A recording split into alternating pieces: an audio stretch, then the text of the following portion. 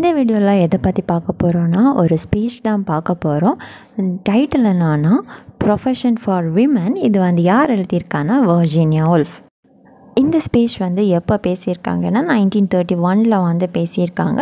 இது வந்து பப்ளிஷ் பண்ணப்பட்டது வந்து அவங்க வந்து இறந்ததுக்கப்புறம் வர்ஜீனியா உல்ஃப்டைய டெத்துக்கு ஆஃப்டர் தான் வந்து இந்த ஒர்க்கை வந்து பப்ளிஷ் பண்ணியிருக்காங்க.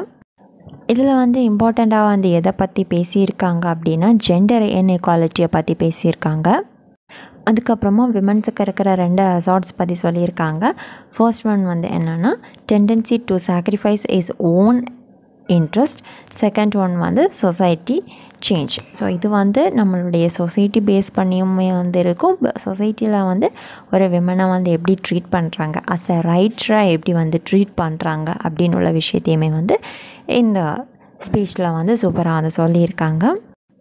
இந்த ஸ்பீச்சில் வந்து வர்ஜீனியா உல்ஃப் வந்து என்ன சொல்கிறாங்கன்னா இவங்க வந்து ஒரு ரைட்டர், ஆனால் இவங்க வந்து ரைட்டர் ஆகிறதுக்காக எந்த ஹார்ட் ஒர்க்குமே பண்ணலை அப்படின்னு சொல்கிறாங்க.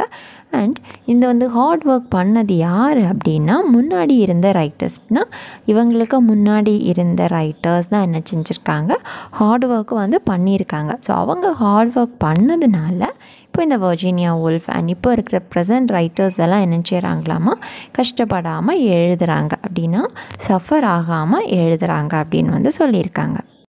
இதுக்கு வந்து எக்ஸாம்பிள் வந்து கொடுத்துருக்காங்க. கொஞ்சம் ரைட்டர்ஸ் முன்னாடி இருந்து ஹார்ட் ஒர்க் பண்ண ரைட்டர்ஸ் நேம் கொடுத்துருக்காங்க. யாரெல்லாம்னா Fanny Burney, Harriet Martineau, Jane Austen, George Eliot, இன்னும் நிறைய பேருமே உண்டு. எப்படிப்பட்டவங்கெல்லாம் என்ன செஞ்சுருக்காங்க, ஹார்ட் ஒர்க் பண்ணி அந்த பிளேஸை வந்து என்ன செஞ்சுருக்காங்களா பர்ஃபெக்டாக வந்து வச்சுருக்காங்களாமா. நெக்ஸ்ட்டு வந்து என்ன சொல்கிறாங்க அப்படின்னா இந்த சொசைட்டி வந்து நிறைய விஷயங்கள் வந்து உமன்ஸ் கிட்ட இருந்து என்ன செய்கிறாங்க பார்க்குறாங்க, ஆனால் அவங்க அதெல்லாம் என்ன செய்யலை, அக்செப்ட் பண்ணலை, எல்லாமே வந்து பிரேக் பண்ணுறாங்க.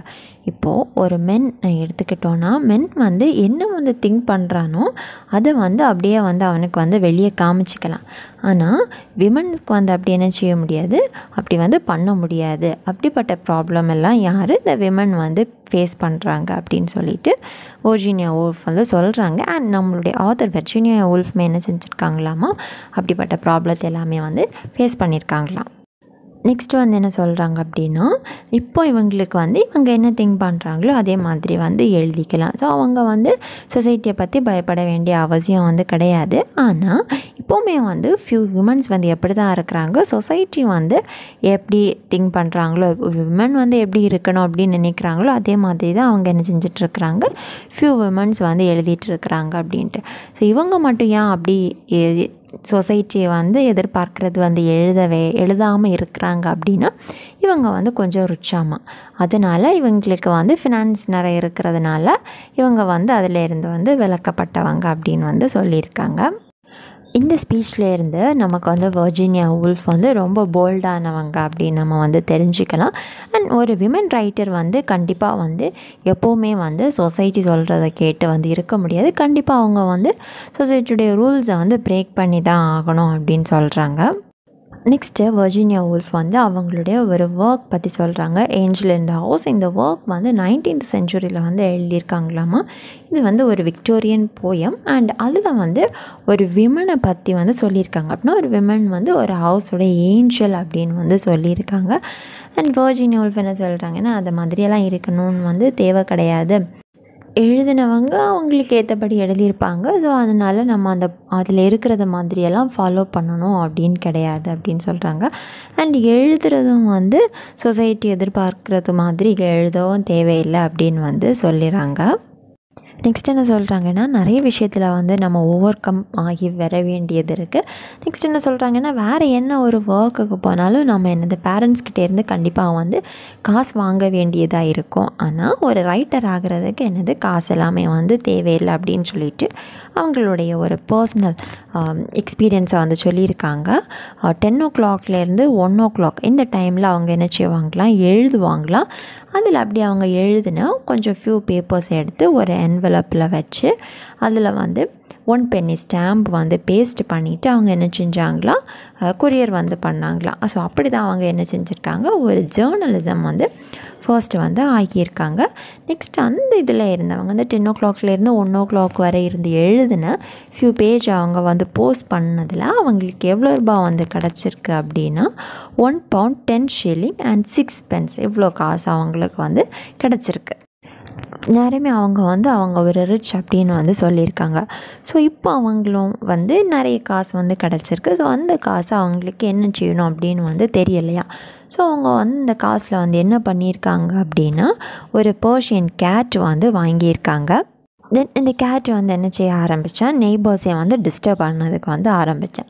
நெக்ஸ்ட் என்ன சொல்கிறாங்கன்னா, நிறைய விமன்ஸ் ரைட்டர்ஸ் வந்து என்ன செய்கிறாங்க, எழுதுறதுக்கு வந்து வராங்க. ஆனால் யாருமே வந்து ஓனாக என்ன செய்யலை, எழுதலை. எல்லாருமே வந்து 99% பீப்புள்ஸ் என்ன தான் செய்கிறாங்க, புக் ரிவ்யூ மட்டும்தான் பண்ணுறாங்க. ஆனால் நம்மளோட ஆத்தருக்கு வந்து என்ன செய்ய முடியாது, புக் ரிவ்யூ வந்து பண்ண முடியாது. ஸோ அப்படி அவங்க ஒரு புக் ரிவ்யூ பண்ணினாலுமே அது வந்து அவங்க ஒரு வேஸ்ட் அப்படின்னு நினைக்கிறாங்களே. இப்போ இன்றைக்கி அவங்க ஒரு புக் ரிவ்யூ பண்ணுறாங்கன்னா இன்றைக்கி டே ஃபுல்லாகவே வந்து வேஸ்ட் ஆச்சு அப்படின்னு தான் அவங்களுடைய தாட் வந்து ஃபுல்லாகவே இருக்குதாமா. நெக்ஸ்ட் என்ன சொல்கிறாங்கன்னா, வாட் இஸ் விமன் அப்படின்னு கேட்டாச்சுன்னா, ஒருத்தங்க கேட்டாங்கன்னா அது வந்து சொல்கிறதுக்கு வந்து ஈஸியான விஷயம் கிடையாது, ரொம்ப வந்து கஷ்டமான விஷயம்னு சொல்கிறாங்க. அண்ட் யங் ஃபீமேல் ரைட்டர்ஸ் வந்து ஒரு ட்ரூஃபுல் டெவலப்மெண்ட் ஸ்கில் வேணும் அப்படின்னு சொல்கிறாங்க. இவங்க வந்து ஒரு கேட் தான் வாங்கினாங்க, இவங்களுக்கு கிடச்ச கேஷில். பட் நீங்கள் வந்து என்ன பண்ணணும், ஒரு மோட்டார் கார் வாங்கணும் அப்படின்னு வந்து சொல்லுறாங்க.